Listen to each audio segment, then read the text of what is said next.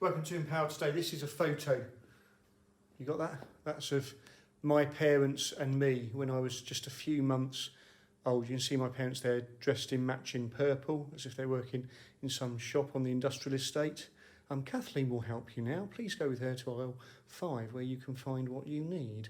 I don't know, my dad's voice didn't sound like that. My dad's voice was always a very strong voice, but quite calm, so you knew that he was boss.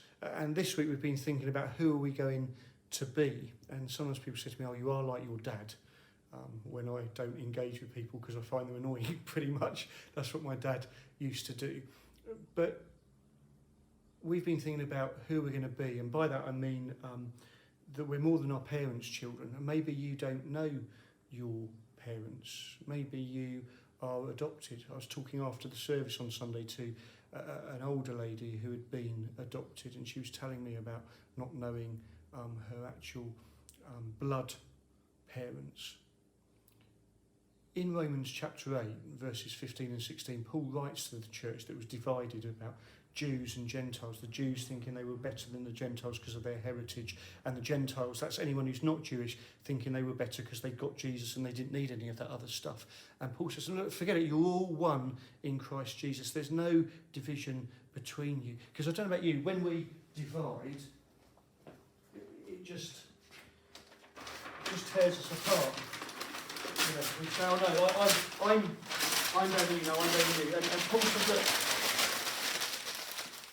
forget all that rubbish. You are one because of Jesus, and God has adopted you. We might think that adoption is below bloodlines in our day and age, but in Jesus' day, in Paul's day, to be adopted meant that you were taken to a privileged position and given a chance. It was a really positive line of thinking. And we've been adopted by God if we've started to follow Jesus. And that means that we can call out to God, Paul says, and we call God Abba and Father. Abba is an Aramaic word. It's a warm, loving word. It's dad. It's not daddy. It's not a baby gurgling, but it's dad. It's a word that Jews would never use about God in the synagogue, but boys and girls would use for their dad at home. It's intimate. And Paul says that we can cry out Abba. And also Father, which is Greek and is pater, and means chief, boss, leader. And so God is both those things for us. Now, I know that God's not just masculine. We can talk about God as creator and God as our loving mother and God as our king. I'm just focusing on this today, and Paul says Abba Father is what we call out to the God who's adopted us. It's a close relationship, but one where we know that God is in charge.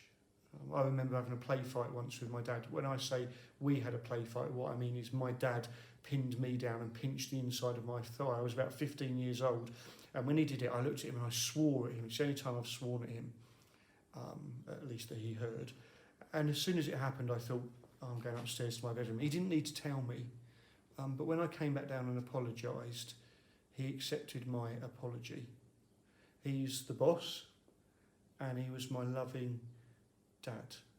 A good example to me of the God who has adopted me as his son. So if you're following Jesus, you're his daughter. You're his son. And you can call out to him, Abba, Father, and he'll hear you. Take care.